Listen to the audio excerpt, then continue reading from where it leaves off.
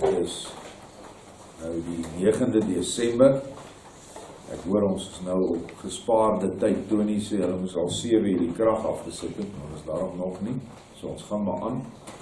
Dan sal ons maar met 'n liggie werk. Ons is nou by die 10de lesing oor die gebeure te Paardekraal en Gelofte. Maar hoe dit van toepassing is op die 16de Desember, waar hy etlike kere vir ons nou heen uitgenooi het. Weereens, dis 'n hartsuitnodiging. Ek dink in een van die boodskappe het Vader gesê, is van 'n groter gruwel om 'n ou by 'n geloftefees te sien en te hoor, wat met sy lippe 'n offer bring net om gesien te wees. O, ek was by die gelofte, was julle by die gelofte? Jy sien, die gelofte is 'n 24/7 belofte. Jy kan dit nie net vir een dag doen en 364 dae later dit weer doen nie. Die gelofte is om 'n huis te bou. En die huis is tog nou nie iets wat jy eenmal 'n jaar kom jy met jou bouspan en dan bou jy aan die huis nie. Jy klim in en jy bou die huis. En dan gaan woon jy in daai huis. Soos wat ons in ons eie huise woon, wat ons nou opgerig het vir Yeshua. Volgens 1 Petrus 2, laat julle opbou tot 'n geestelike huis, stene van apartheid, wat in die Griek staan. Nie heilige stene nie. Stene van apartheid, gekoppel aan die hoeksteen, die rots van die eeue, die troostergees, ons moeder. Daar julle in die ou huise, as jy mos in 'n huis gekom het, staan so 3 ganse wat so vlieg en staan nou, wat is 'n huis sonder 'n moeder? As dit 2 verskillendes, of so 'n mooi huis jy al met, wat is 'n huis sonder 'n moeder? En dit is net so met 'n geestelike huis. Jy kan nie 'n huis bou sonder 'n moeder nie. Ek bedoel, ek sal alleen in my huis bly, sonder 'n vrou, sal ek nooit 'n huis hê. Praat van kinders. En in die geestelike huis is dit ook so. As die Gees ons nie ondersteun en lei nie, die moeder, as sy nie geboorte gee aan die krag in jou nie, want sy is die barende. En in Jesaja 66 staan daar, word 'n volk op een dag gebaar. Kan 'n vrou op een dag al haar kinders kry, dan staan daar, Sion het met eens weë gekry, en met eens haar kinders gebaar. So dit wil vir my lyk dat daar 'n tyd, 'n plek gaan wees, iewers in die toekoms. Ek profeteer nie, ek sê nie 16 Desember nie. Maar ek sê, ek het elke jaar 'n verwagting al vir 27, 30 jaar vir die koms. En elke jaar, as dit nie gebeur nie, dan wag ons maar weer. O ja, die ander hardloop rond en sê, kyk, daar het alweer niks gebeur, niks het gebeur nie. Maar niks gebeur in hulle lewens ook nie. Hulle doen ook niks. Dan gaan ons, dan bou ons maar weer. Bou ons weer vir 'n jaar. So, die verwagting moet net altyd daar wees, dat ons die huis een of ander tyd gaan voltooi, en dan gaan ons vanuit daardie huis, gaan ons die res van Vader se kinders bring. En nou het ons al baie meer kennis, ons gaan hulle bring na Gilgal in die Gees. Vir my so wonderlik hoeveel mense weer die naweek klippe gebring het. Daar's 'n ontwaking, dis mense wat kom wat eintlik van een ou hoor by 'n ander ou. Daar was 2 mense die naweek hier wat hulle klip kom sit, wat glad nie betrokke is eers met die dokter van Seun nie. Toevallig, weet ons toeval die leer, het sy ons lesings gekry op YouTube. Dit kan nie ophou nie, en haar man ook. Mense wat in die kerk gesit het, met wie Vader in die hart praat. Spesifiek vir die een man het hy gesê, jy is 'n boerseun. Hy sê hy hoor daai woorde een oggend toe hy werk toe gaan. Maar hy was betrokke met alles met die nuwe Suid-Afrika en die reënboognasie. En toe wek Vader 'n honger by hom om navorsing te doen en dit oor die boervolk te leer. En toe leer hy en hy kom agter, maar ons is 'n unieke volk, ons is 'n spesiale volk, ons is 'n gelofte volk. Wie het dit vir hom geleer? Die Gees. En sy vrou net sulke wonderbaarlike getuienisse oor die dinge wat nou gebeur. So Vader werk op 'n groot vlak wat ons nie sien nie. Ons weet nie wie sien al hierdie goed en wie kry dit nie en wie glo dit nie. So ek het net dit as 'n inleiding tot hierdie lesing wat ons nou gaan doen. Dit is op die 8ste van die 8ste maand, Augustus, vir Christine gegee. Ek haal weer net aanhalings uit en hy sê vir haar, skryf nou verder vir die volk, die boerevolk natuurlik. En Joshua sit iets in my regterhand en ek sien dit is die Gilgal klipwiel en dit is so kosbaar vir my. Baie belangrik, die regterhand.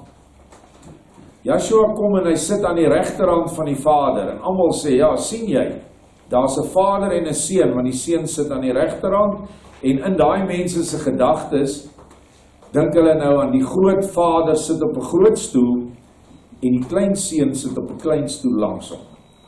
En as jy groot probleme het, gaan jy na die groot Vader Jahwe toe en as jy klein probleempies het, dan gaan jy na klein Joshua toe. En hulle hou almal vir Joshua as 'n baba in hulle armpies vas, want dan sy mos heeltemal onskuldig en dan sy ook nie gevaarlik nie in die sin van jy hoef nie eintlik jou baie te steur aan hom nie, want hy's mos nou 'n baba. En dis verkeerd. Die regterhand wys die materiële hand aan. Jou linkerhand wat naaste aan jou hart is die geestelike hand. Nou kom Vader en hy skep vir ons 'n materiële klipwiel in die regterhand.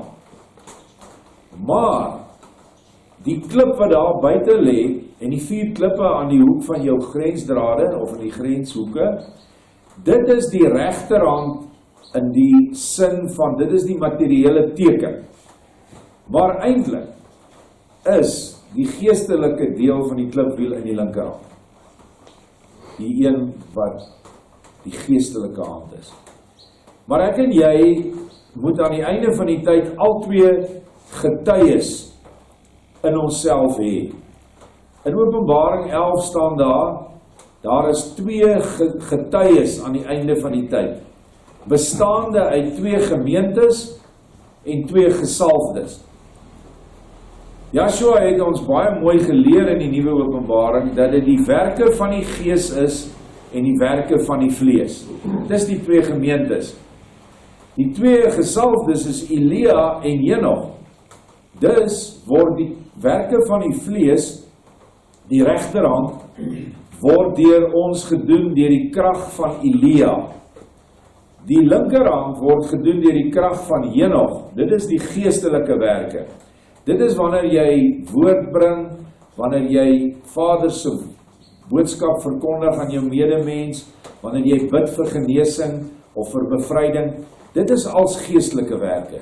Fisiese werke weet ons nou wat dit is, kos, huise, klere, ek was honger, dors, ek was in die tronk. Dis die fisiese werke, wat ook natuurlik op geestelike gebied waar is, né? Al 2. So, dit is waar die klipwiel nou is. So, die klipwiel is Vader se regterhand. Want daar's geen twyfel dat Christine die voorloper in die bruid is nie, en dit moet 'n vrou wees. So, hallo julle mans, kom maar net by as julle nou dink die vrouens is nog net daar om stil te bly in die gemeente, en as jy iets wil sê, moet jy jou man gaan vra. Dis nonsens. In elk geval nie wat Paulus bedoel het nie, want die mense verstaan nie vir Paulus nie. As jy daardie gedeelte lees waar die vrou moet stil bly in die gemeente, is dit Paulus wat op hoog hemelse vlak praat en hy sê, wanneer jy die waarheid, die vroulike wil praat vanuit jou, sorg dat die waarheid na die liefde toe gaan, na die Vader toe, en laat die waarheid vanuit die liefde kom. Dis wat hy gesê het. Dink julle enig iemand in die kerk sal dit verstaan? Nee, nooit. Ek het dit ook nie verstaan. So, die dinge nou is vir ons so wonderlik opgerig, en hierdie Gilgal klipwiel in die Gees is 'n kragtige beweging. Kom ons kyk verder. Dis soos 'n Gilgal klipwiel kenteken, soos iets wat op mense hem vasgewerk word, maar nie plat nie, driedimensioneel en uiters kosbaar vir dit wat dit beteken en waarvoor dit staan.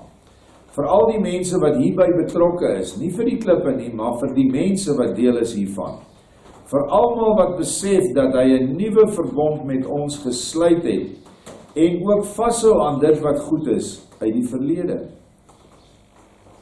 Nou die boek Hebreërs is redelik lank na Joshua opgevaar het geskryf, en daar staan, en daar kom daar, dat ek met die huis van Juda en die huis van Israel 'n nuwe verbond sal sluit. En hier is dit, dis die nuwe verbond. Want die verbond wat Joshua met ons gesluit het deur sy dood en opstanding, was toe al reeds afgehandel. En dit is die verbond waaronder ons natuurlik nou is. Maar hy kom en hy sê met Juda en Israel gaan ek 2 afsonderlike verbonde sluit. Hoekom moes hy dit skei? Omdat die ene skeibrief gekry het, Israel, die 10 stamme, en die 2 stamme ryk, Juda, het nie 'n skeibrief gekry nie. En daarom is die 2 verbonde is verskillend. En die een wat hy met ons sluit, met Juda en Benjamin, die huis van Juda en die Gees, is 'n verbond wat nou bekragtig is vanaf Bloedrivier, Paardekraal Gelofte. Dis die nuwe verbond waarin ons nou gaan opereer, wat eintlik die vroulike deel is van die een wat hy 2000 jaar vir ons gebring het. Het hy as man, het hy gesterf en opgestaan, en nou kry ons as bruid, of voornemende bruid, weer eens die belofte, dat ons sal sterf en opstaan. Gaan ons sterf? Nee. Jy sterf deur in die doopwater af te gaan en op te staan. Dis hoe jy geestelik sterf. Dan staan jy op en jy bely vir Joshua, het sy deur gebede elke dag, maar deur jou geloftes en jou voornemens en jou dade en werke. Dan sê hy vir jou, dan sal jy uit die dood opstaan, en ek het al baie hieroor gepraat, dan kry jy 'n vergeestelike liggaam. Dis die nuwe verbond. En hy kyk vir my, ons gaan aan met 'n kyk wat my amper laat doodgaan van erns en liefde. Hy is ernstig oor die Gilgal klipwiel. Hy maak nie grappies met ons nie. Hy doen nie ydelle dinge nie. Hy het 'n groot en nuwe plan vir ons wat ver terugstrek tot ons voorgeslagte toe. En hy sê met sy ernstige kyk vir my hoe belangrik ons vir hom is. Hoe belangrik die Gilgal klipwiel is. Dit waarvoor dit staan en nie die vleeslike klippe nie. Nie afgodies nie, maar soos die tempel van ouds wat tog in die vlees daar was, terwille van die mense. En ek sien die Gilgal klipwiel in my hand, en hy draai baie vinnig. Seker maar in my hand, en hy draai baie vinnig, en spin in my hand in, en ek sien iets wat soos rook lyk. Asof hy so vinnig spin dat dit rook, maar dit is hemelse rook, en stel voor hoe vinnig dinge in beweging gaan kom.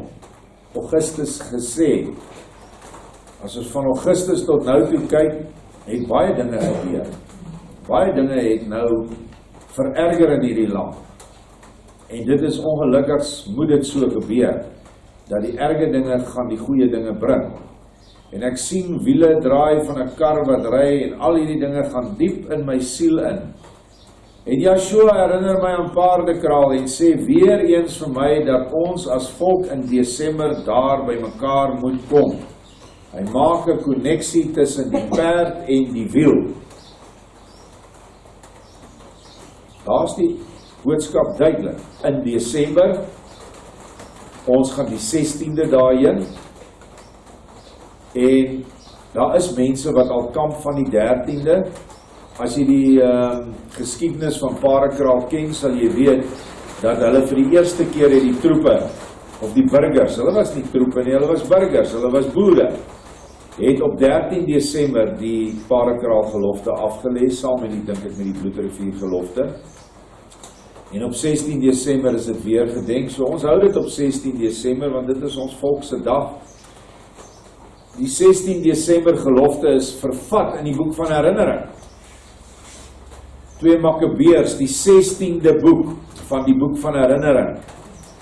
In die 12de hoofstuk, die 16de vers, sien julle 12, vir die Desember 16de vers, staan daar, dat die Makabeërs het so groot slag aangerig teen die destydse vyand, dat die meer vol bloed was. So het hulle geslag. Weereens 'n bloedmeer of 'n bloedrivier, weggesteek op 16-12. Ek bedoel, dis onmoontlik. Daar is mense wat grappe maak daarvan, hulle sê, ek is mal om dit te sien as 'n watermerk. Nou, maar dan is ek gelukkig om mal te wees. Want die boek het ook 16 bladsye, 'n faktor van 16 bladsye. Boek van herinnering wat elke jaar vir 4 jaar aangebied is vir Vader, het 880 bladsye. 8 plus 8 is 16. 8 mal 8 is 64. Hoeveel waans was daar? 64. Hoeveel boere het die gelofte afgelê? 464. Wat was die laar, hoe was die laar opgestel? In 'n sirkel? Nee, in 'n D. Hoeveelste letter is die D? Die 4de letter. Sien julle al die goed, hoe dit so presies deur Vader ontwerp was? Weereens 4 vir ons 4 lewende wesens. Wat by daai bloedrivier laar was, die horings, wat die oorwinning gebring het, saam met Yeshua, ons aanvoerder, die 5de klip. Alles raak net vir ons duideliker en duideliker. Ons gaan aan. Hy gaan iets niets doen vir ons, maar ons moet doen wat hy sê. Ek sien vuur wat neerdal op die wiel en op Paardekraal. Daar brand 'n hemelse vuur en ek hoor baie stemme, baie stemme wat gelyk praat, maar almal sê dieselfde dinge. Dit is ons voorgeslagte wat met baie groot opgewondenheid kyk na ons en na Yeshua se planne, want dit betrek hulle ook, al is hulle in die hiernamaals. Hulle is almal ook hier en sal saam met ons wees by Paardekraal en die wiel. Mense, weet jy, hierdie paragraaf alleen is seker een van die kragtigste boodskappe wat Vader vir ons gegee het van al die boodskappe. Want eerstens sê hy Desember maand, ek het die ander paragraaf se laaste deel by. Dan sê hy die wiel en Paardekraal gaan by mekaar wees. Nou hoe gaan ons nou Kreeusdorp by Kameeldrif kry? In onsself. Ons het die 5 klippies gepak by Paardekraal. Paardekraal se klippe lê nou hier by Gilgal. Nou gaan Gilgal in ons harte, die gelofte en beloftes wat ons gemaak het, gaan nou na die fisiese Paardekraal toe, waar die volk is. En die witbaan moet nou verenig, wat geskeur is deur die swart pyl met die geel band. So, daar's net een manier hoe hierdie dinge kan gebeur. Die vuur kan net neerdal in ons. Want die vuur is die Gees, die kragtige werking van die Gees. Het dit al gebeur? Ja. In die boventrek, Handelinge 2, het hulle nog gesit. Hulle was eendragtig by mekaar, dis die groot woord, eendragtig. Toe daal 4 tonge op elkeen se kop neer. En toe ontvang hulle die krag van die Heilige Gees, of die gees van apartheid. Apartheid op hulle wat daar gesit het, nie op die ander nie. Daar was duisende mense gelaar voor die herberg wat die boventrek gehad het. Hulle het niks ontvang nie. Hulle kon net hoor hoe hierdie mense met hulle in hulle eie tale praat. Hulle kon allerhande tale praat, behalwe brabbeltaal. Dit is nie vir hulle gegee nie. Dis die kerkse tale.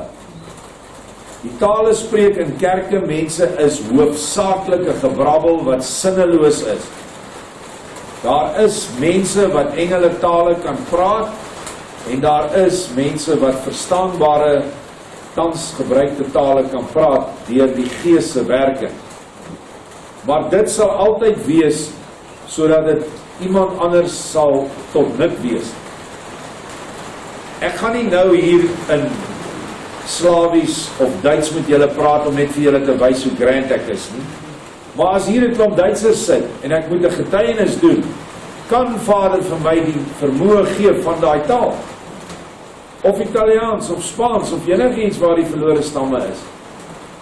Maar luister mooi, julle wat uit die charismatiese kerke kom, ek was nog net 2 keer in een. Een was 'n Israelitiese charismatiese kerk. Ek en Erna se hare het oorent gestaan toe daai tannie begin in tale brabbel. En 'n klein kindjie hier voor ons het aan die skreeu gegaan. Ons nog so vir haar gesit en kyk. Ek sê vir jou, my hare het gereis en nie die Heilige Gees hare reis nie. Dit weet ek hoe dit voel. So ek wil vir julle net sê dat almal het nou hierdie groot verwagting van die vuur wat neerdal. Ek het vanmôre na iemand geluister wat sê dit gaan van die Kaap afkom. Hulle verstaan nie die simboliek nie. As Vader sê die suide, dan praat hy vanuit die waarheid. En as hy sê van die noorde, dan praat hy vanuit die liefde. Hoe dit ook al sê, dit kom. Of ons 4 tonge gaan hê, weet ek nie. Of dit 'n innerlike vuur is, ek glo heel moontlik sal dit so wees. Maar tog sê hy hier, daar gaan 'n teken wees. Ek dink ons het dit eergister gelees. Daar gaan 'n duidelike teken wees. Wat die teken gaan wees, weet ek nie. En ek dink nie ons moet baie bekommer nie. Want jy weet mos, wanneer jou kind nou maar verjaar, dan koop jy mos nou die persent vir die kind. Dan gaan steek jy hom ons weg. En eers op daai dag kry die kind dit. Hoekom? Want jy wil 'n verrassing vir jou kinders hê. Want dit is vir jou lekker om die verbasing en die dankbaarheid te sien. En so is hier die belofte van die nuwe verbond. Die belofte van die uitstorting van die Gees is 'n verrassing vir ons Vader vir sy kinders.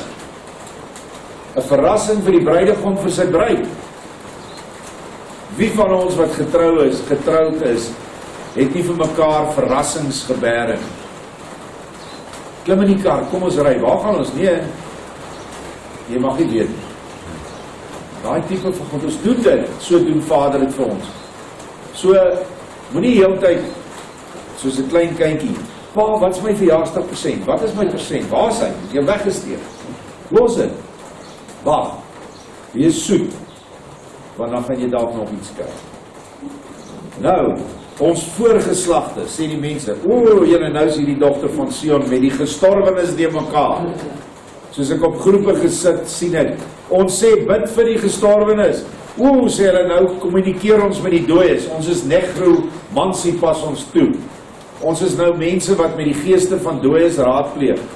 Sê jy my nou bo op aarde as ek vir iemand bid in liefde, vir my broer wat nou onlangs dood is, en ek dink aan hom, is dit nou enigstens 'n sonde?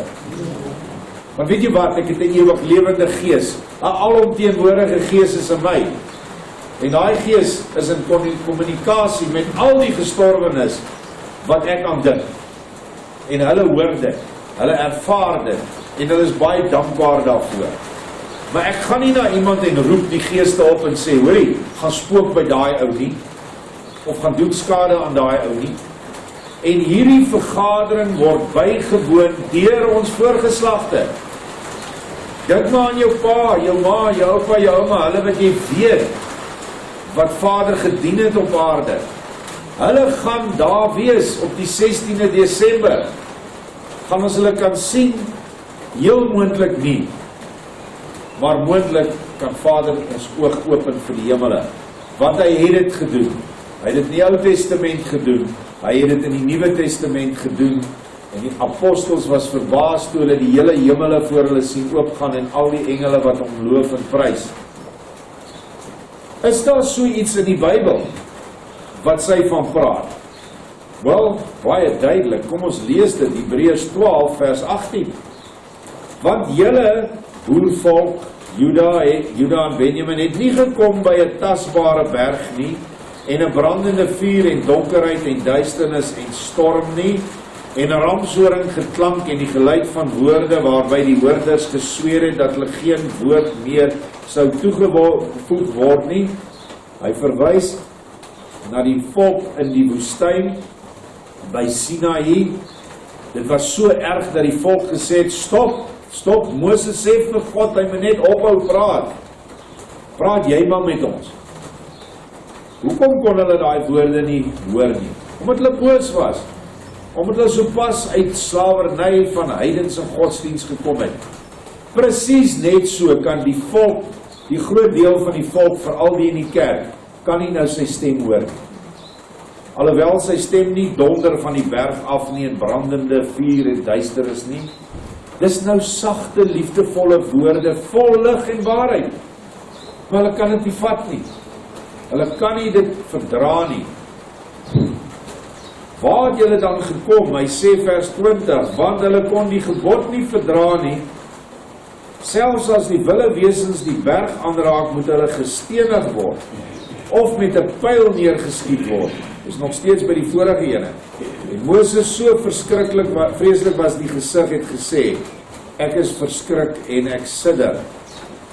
Maar wat sê hy, waar kom ons nou?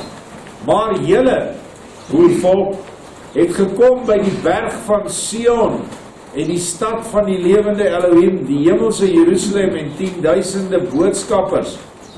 Boodskappers is engele, gestorwe mense wat in die hoogste hemele ingaan word, engele van Vader, is maar net 'n term, die woord in Grieks angelos, beteken boodskapper, dus kom ons het in Afrikaans boodskapper gemaak.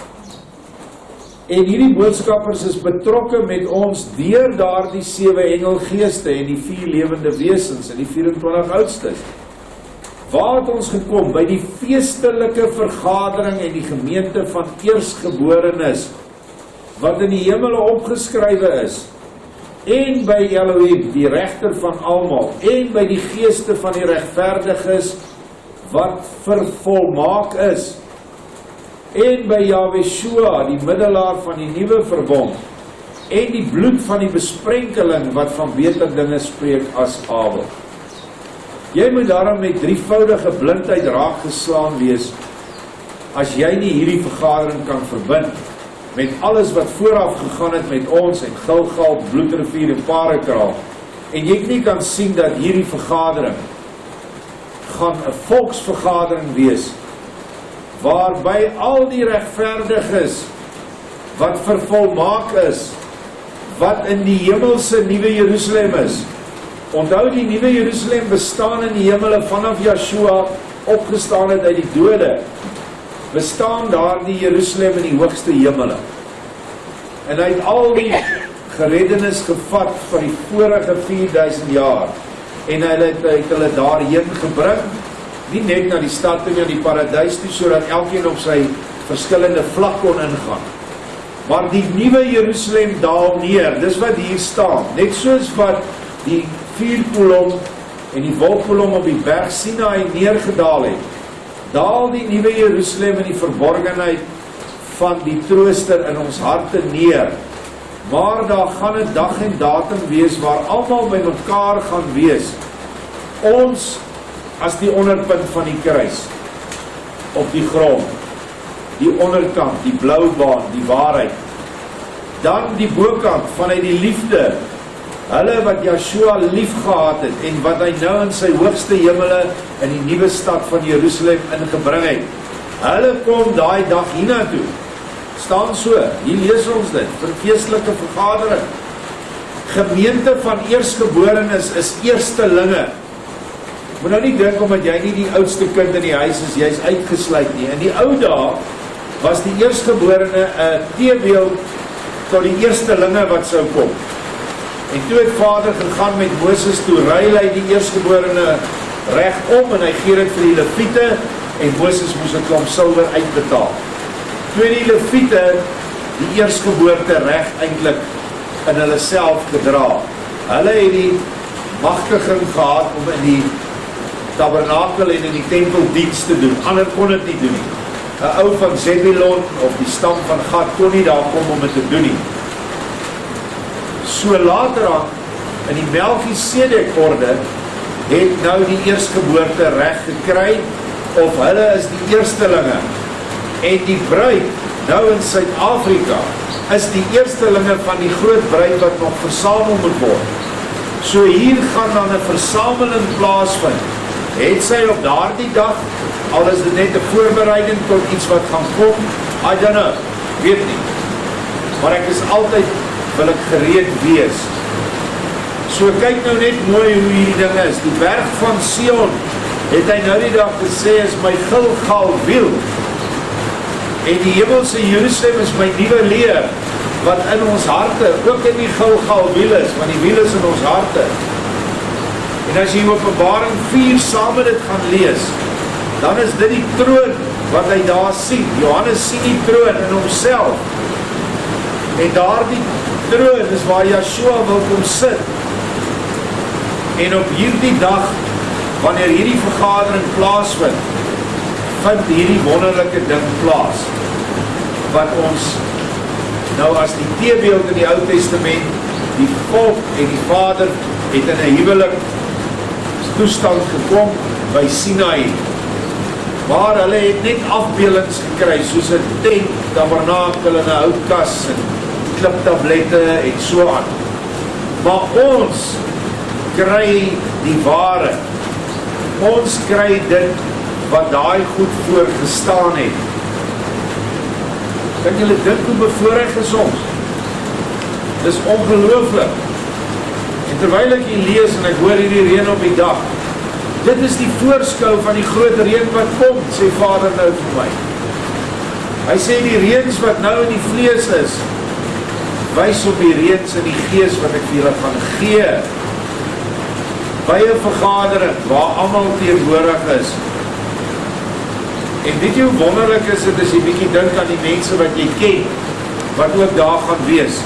Want daar gaan boere wees, voorsate, ons voorgeslagte, ons het dit nou net gelees. Hulle gaan almal hier wees. Paul Kreer, generaal Dellery, al die manne wat ons van gelees het, jou ouers, jou grootouers. Dink jy, hulle weet nie van jou nie, dink jy nie, hulle kommer daarbo, waarmee jy besig is nie, natuurlijk, want hulle is hier om ons te help. Ek kan seker aangaan oor dit, maar kom ons gaan verder, terug by die boodskap. En nou sien ek weer eens die Gilgal klipwiel in die gees, en ek voel weer die diep betekenis hiervan, en is so dankbaar dat ek deel kan wees hiervan, want Yeshua het iets niets gedoen vir ons, klaar gedoen. Maak nie saak hoe dit nou in die vlees daar uitsien nie. Dit is die geestelike wat tel. En ek sien groot dinge wat ons voorgeslagte praat baie opgewonde. Hulle is bly vir ons pad. Ek sien die perd wat die wiel trek. Kyk selfs die woorde, hoe pragtig pas het in die verbonde in. Wie het besluit dat daai plaas Paardekraal moes wees? Daar die ou wat daai plek so genoem het het my vader gekry. Want hy het geweet, eendag sal hulle vir my 'n gelofte hier gemaak. Ek word op 'n onbeskryflike manier in die gees en die wiel ingevat. En ek sien weer eens dat dit soos 'n stadsmuur is waar maar almal bly. En weet dit is 'n vesting vir ons. Wat word nou opgerig aan die einde van die tyd? Die stadsmuur van die nuwe Jerusalem. 12 mure wat op 12 fondamente staan, gebind met 12 poorte. Hierdie is die bruid se vorming. En ons bly almal daarin, ons is die muur. Wanneer jy aan die ander kant kom of omvorm word tot geestessubstansie, dan word jou werke van die vlees toe jy op aarde was. Jy staan op in daardie werke en dit word jou huis. So wanneer jy aan die ander kant in jou huis kom en sê, o, daar het ek vir daai ou water gegee. Jy kyk hierdie landskap, dit is wat ek daai dag gedoen het. Al jou goeie dade is nou gemanifesteer in 'n woonplek. En mag Vader dit gee dat dit in die hoogste hemele is. Want jy kan in die middel of in die onderste ook uitkom, as jy nie hard gestreef het. En dit is die bruid. Hier praat hy van die stadsmuur as die bruid, niks anders nie. Ook waarsku Yeshua dat mense mekaar moet eerbiedig en waardig ag. Nou die woordjie wat op die hoofdetrek van toepassing was, eendragtig by mekaar. Almal wat op die Gilgal klipwiel is, moet mekaar lief hê en eer en nie met mekaar beklei nie en mekaar help. Dis wat ons moet doen. Jou siel is myne, sê Yeshua, en gryp my, en ek is so bly oor sy groot liefde. En hy, Yeshua, druk my in sy hart in, onder sy kleed in, en hy sê hoe hy my altyd sal beskerm en lief hê, en hy glimlag verskriklik mooi, en 'n kragtigheid straal uit hom uit, en maak my uiters bly. Daardie laaste paragraaf is die eenwording met die bruid. Dis wat Yeshua vir haar wys. En as jy hierdie boodskappe opneem van die profeet, en dit staan ook in die skrif, dan kry jy die beloning van die profeet. So as jy goed doen aan 'n profeet, kry jy die beloning van die profeet. As jy glo wat die profeet sê en doen, dan kry jy die beloning. So sy, Christine, kry dit nie alleen nie. Sy kry dit nou eerste, want Vader het haar gekies. En daar is 'n baie goeie rede hoekom hy haar gekies het, wat ook eendag openbaar sal word.